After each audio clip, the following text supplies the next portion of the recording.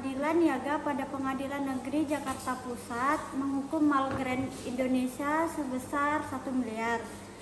Pengadilan Niaga Jakarta Pusat ini mengatakan Grand Indonesia memakai logo Tugu Selamat Datang tanpa izin ahli waris Heng Ngantung. Hal itu tertuang dalam putusan Pengadilan Negara Jakarta Pusat yang dikutip Detikcom Rabu 20/1/2021. Gugatan ini dilayangkan ke Grand Indonesia oleh ahli waris Heng Ngantung, yaitu Sena Maya Ngantung, Geniati Heneve Ngantung, Kamang Solana, dan Kristi Priscilla Ngantung.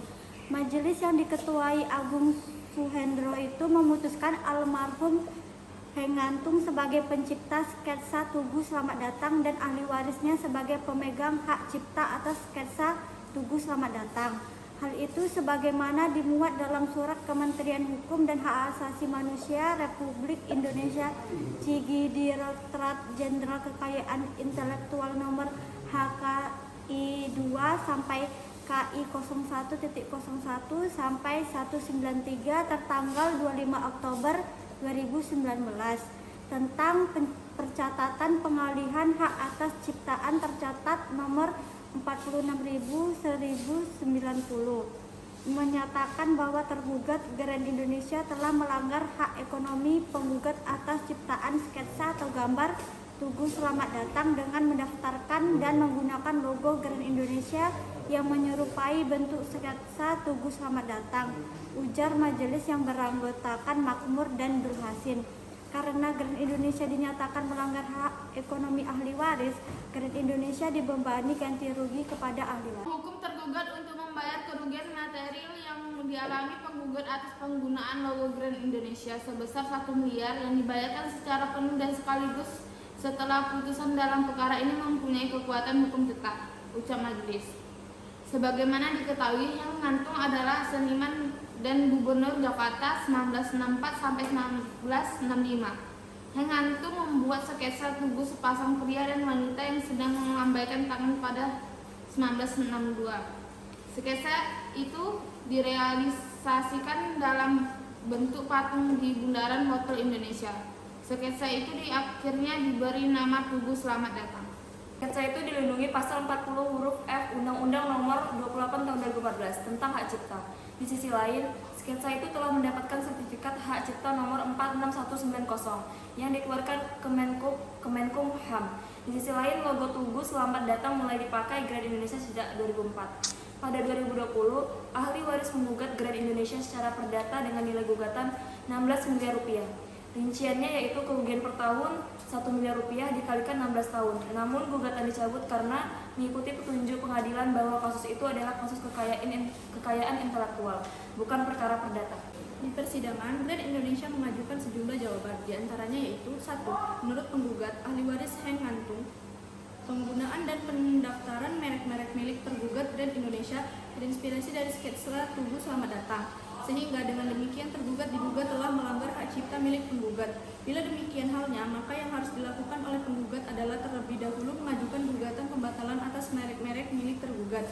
Dan sesudahnya, bila tergugat masih menggunakan ciptaan milik penggugat, barulah penggugat dapat menuntut tergugat telah melakukan pelanggaran atas hak cipta milik penggugat.